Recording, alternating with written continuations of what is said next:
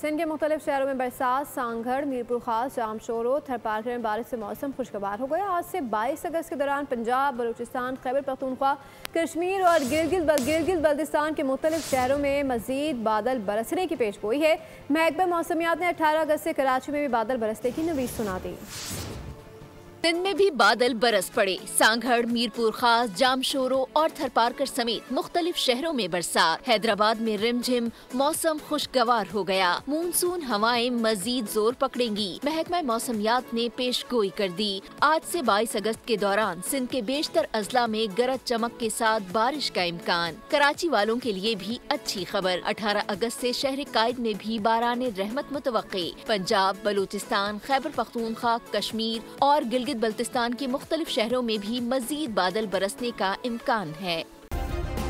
Subscribe करें और bell दबाएं ताकि कोई खबर रह न जाए।